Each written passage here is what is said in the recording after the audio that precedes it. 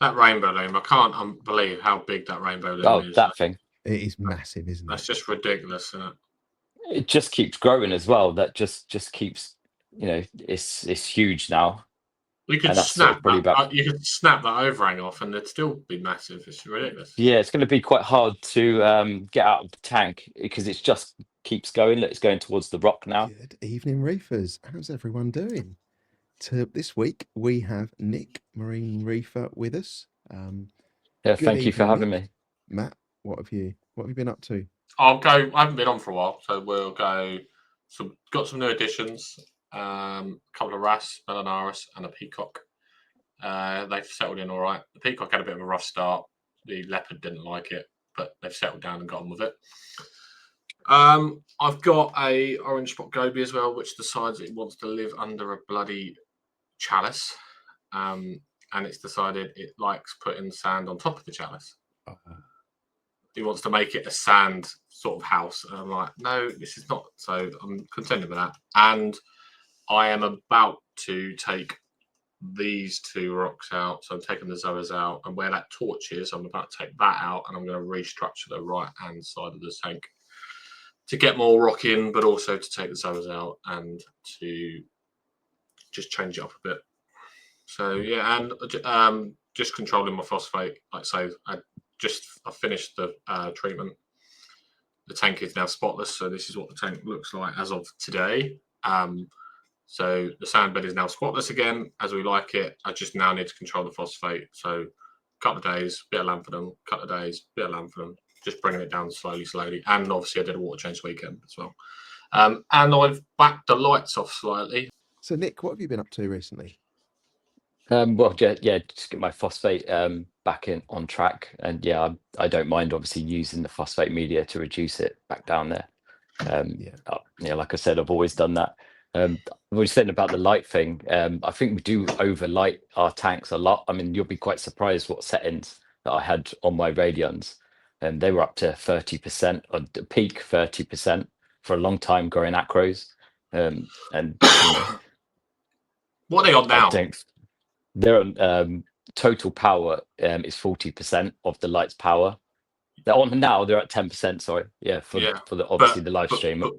Right, okay, but 40 is peak, is it? 40 is peak, yeah, for 4 or 5 hours, and it drops down, and I ramp up, ramp down. I do use a lot of blue, so I use AB plus quite a lot. Yeah, I did go a little bit whiter recently, but yeah, I changed it back to AB plus. I was getting a lot more algae growth because of the the white light and because of my high phosphates and nitrates. Yeah, it was getting a lot of sort of ugly algae on the back of the weir and things. You've got a lot of light eye for that, though, haven't you? Because you've got three Of the radions, yeah. Yeah. So that is, I suppose, you can afford to run them lower because, like, say, there's more coverage. Yeah, 100%. I think it worked out like 350 par on the top, even at sort of 40%. Yeah, so because they overlap each other, so yeah, it's quite a lot of light on the tank, I suppose. How's your recent arrivals, Nick? Yeah, they're all doing well. They're all coloured up quite nicely, encrusted onto the rocks now. I've got a way of I mount my corals onto sort of some flats that I've broken up, and yeah, they're all encrusted onto that and some nice growth. So yeah, they're doing okay. Yeah, I haven't lost any, so that's one good thing. Always good. Yeah. Excellent. Steve, what you bought? Yeah. So one of my MP40 wet sides would just spin and spin because this pad's worn out. So I thought, you know what, the front bit's okay. The impeller and everything's new, so that's okay. So it's just this, and maybe I can get another pad. But what I did is I ordered another that bit basically. So I've got that swap. But this arrived today, along with a 20-kilo container of salt. But far more exciting than that, this arrived. Is that a blade? Today. Yeah. Yeah, cool. So it's a 12-inch grow. Is that going in And the frag tank underneath, is it? Yes, that's for the frag Yeah. tank underneath. And literally minutes before the live, I printed my second bracket for it. So there's the first one that will Cool. just slide on each end of the light. I've got the adjusters, pretty easy to see on that one, like the Stratton, where you thread the wire through, and that will just fix to the top of my cabinet, and then I can adjust the height to where I want it to be. So yeah, printed the second one of them off. So that's ready to be installed in the sump now. I've got the very nice frag racks that Harry made. That's in there.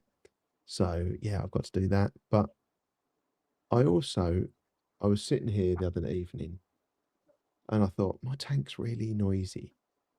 Why is it really noisy? And I was doing something, and then I stopped and looked round, and it was all fine again. That's a bit weird.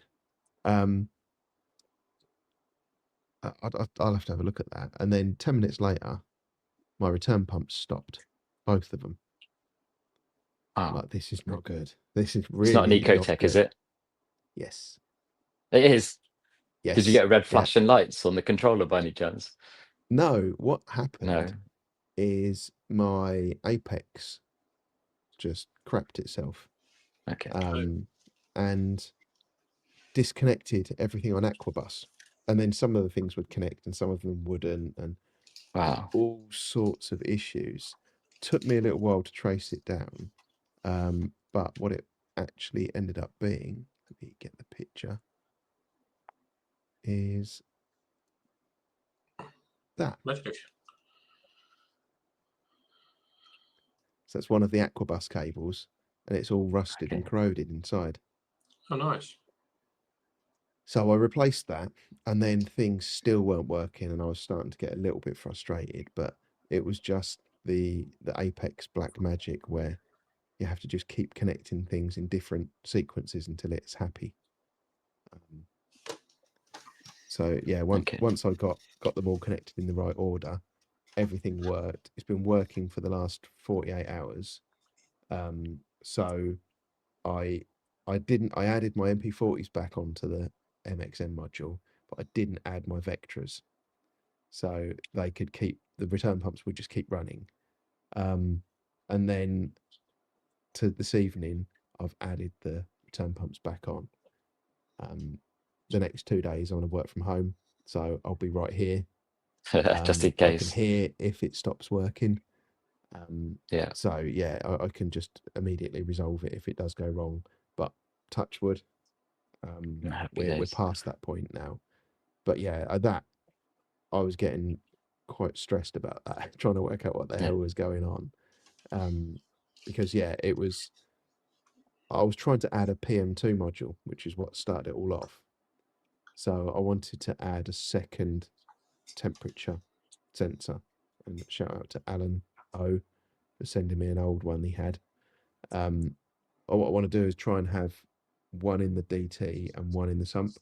So my normal one's just sat in the sump. But if your return pumps stop, you've got no way of knowing what the temperature is in your display tank. That happened to me recently as well. It might actually have been a few video weeks of yours back. that I watched. Did Yeah. you do a video on it? Yes, I did. Yeah, 2 hours from disaster. I literally was. I was it was on my way out to that I work. watched. Yeah, and came down, and the return pump had just stopped. It was off, and I was like, "What the hell?" And I got it out. I cleaned it. I turned it back on, and nothing, no power. And I was like, "Oh my god, what the?" This never happened to me before. A return pump just stopped. You sometimes you get it with something stuck in the return pump, and it's making a lot of noise and it's whirring, and then you give it a clean. But I've never had a return pump just fail like that in the whole 24 years I've been reefing. That's mad, especially with one that costs so much money as well. No warning. And the thing was only about 2 years old as well. So yeah, I changed that out. I was lucky. I had a spare return pump in my sump, and I just managed to move that over, and only just strong enough to move the water through the system. So yeah, I've learned from that, and now I've got a spare in the garage as well. So Yeah. I brought 2 return pumps. I Yeah, see Terry said always have a backup pump. Yeah, yeah, I've yeah, got a backup one in the 100%. garage, and I actually when I set up the S850, it's got twin returns, and you can tee them together to one pump, or you can keep them separate. So I actually run them Okay. separate, so Yeah, that yeah, it makes if sense. one So of the you've always pumps got one. fails, Yeah, the other one will still be turning it over. that's good. Yeah, But it'll get and away. it's enough to. Yeah, yeah. You Unless don't worry you're about that as long as there's water going through the system and it's going past the heater. Yeah, unless the Apex shits itself, and neither of them work. Unless the Yeah, Apex all shits that, itself, yeah. or your MXM module shits itself. Yeah. Maybe you Then should Yeah. run start one. me thinking. Maybe you should run one off APEC and one on APEC. So my first thought when I started having all these issues was exactly what Ty was saying. When's this Red Sea controller coming out? It's like, I don't want to be messing around with this, but not with my return pumps. But yeah, it's back working again. Hopefully we don't have any issues. I've never been a moving big fan forward. of the controllers. I've never had any of the controller systems. No, I try to keep it as simple as I can with my tank. So yeah, Yeah, I like the ability to be able to check on it. yeah. I do have a couple of monitors. So I've got a monitor for pH and temperature. So I have got a monitor. Yeah. The old Reef factory ones. So yeah, but they still work. You still get a message. Yeah, if the temperature probe's in the right place, or yeah, then they tell me if something's wrong. But that's the sort of controller. It's just a heater controller. That's all I've had. Yeah. Nothing to control your tank then. No. Apart I'm from the me, I control the tank. Yeah, I'm the same. Yeah, I I just like keep to it be able to easy. come in That here way, and check it less all. can go wrong. Yeah, that's smart. It looks really good. Apart from when it turns all your return pumps off. Yeah, I mean that was just Yeah. And I think there is a way to set up I can't remember what they call it now, like a backup setting, so that if it does lose Okay. comms, it will run at this other value. Okay. And I think I just probably was a bit lazy and didn't set that up. They don't last long at all. Yeah. Should I feed the flake food? Yeah. I don't know if you can see or not.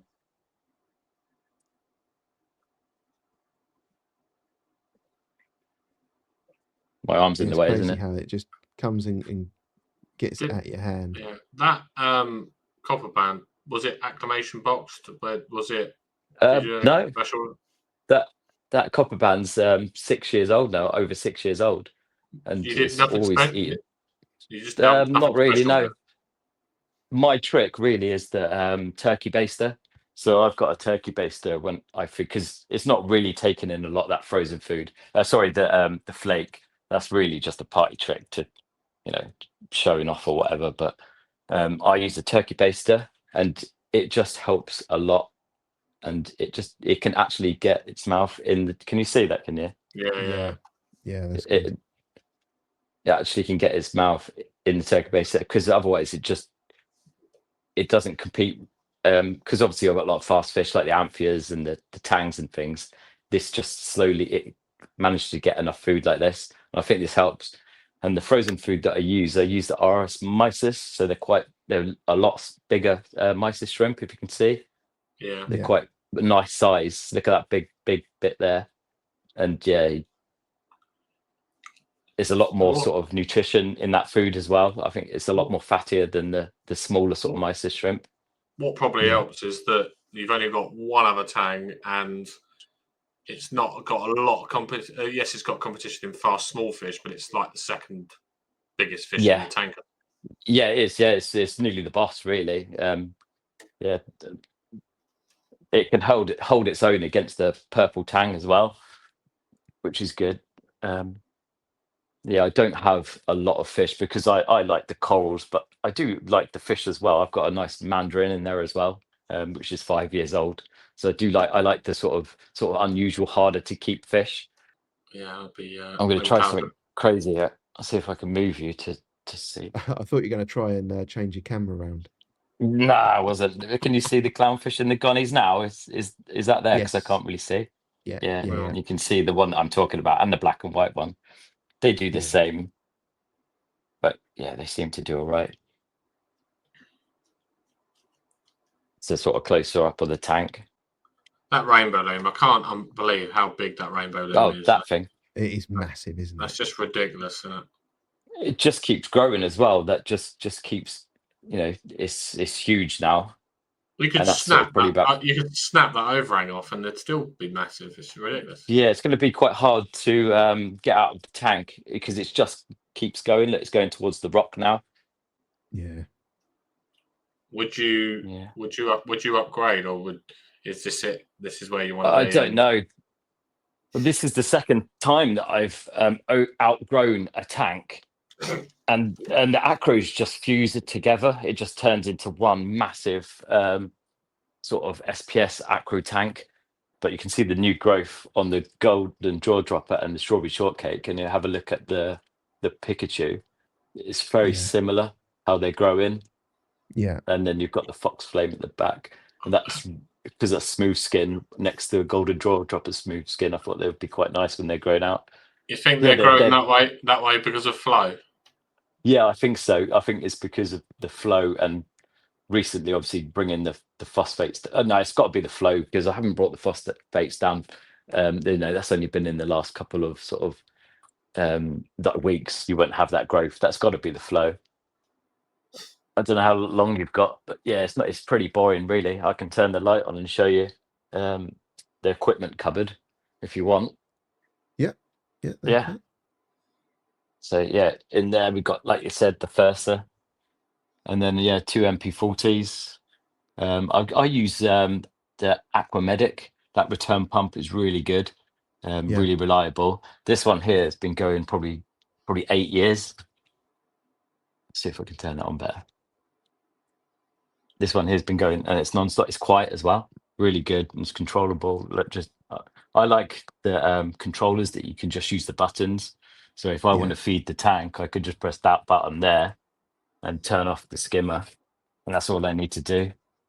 Yeah. Here, maybe I shouldn't have done that, but and you can see with the buttons at the top, they used to be labeled, so you can see what to turn off and what not to turn off. And yeah, just using the Reefs Elements, products there. There's the 2-part. I've got pH Plus and the part 1 mixed in there, so that's both of them Mhm. in there, and then just the calcium in the back. And yeah, another thing that I do quite a lot that I haven't mentioned yet. I haven't even mentioned it in my YouTube channel. So yeah, I use a Oh, lot of iodine exclusive. as well. So yeah, Okay. I do a drop of that every day as well, and that helps, I think, with bacterial issues in the corals and things like that. I do dip every now and again. I've saved Goniporas with this, just a few Yeah. drops, and give it a bit of a bath. What iodine is it? That's the IOD. That's Who makes it? I think that's Tropic Marin. Yeah, Tropic Marin. Yeah. But Okay. yeah, I used to use Lugol's, and I've also just used normal iodine that you get, like the sort of the clear stuff. You know, Mhm. yeah, that works as well. And obviously, I've got the Reef Factories, so that's what I'm using to monitor pH and temperature, and that's where I Yeah. keep it 25.3. And even now, sort of this time, the pH is at 8.22, so Yeah. That's it's pretty impressive. good. Cool. Excellent. Okay. Well, Thanks, thank you Nick. very much again, Nick. Yeah. Thank you very much, Thank you Matt. very much for Thank having you. me. Cheers, Steve. Cheers, Matt. Yeah. Thank you. Thank you, everyone, for tuning in, and we will see you next week.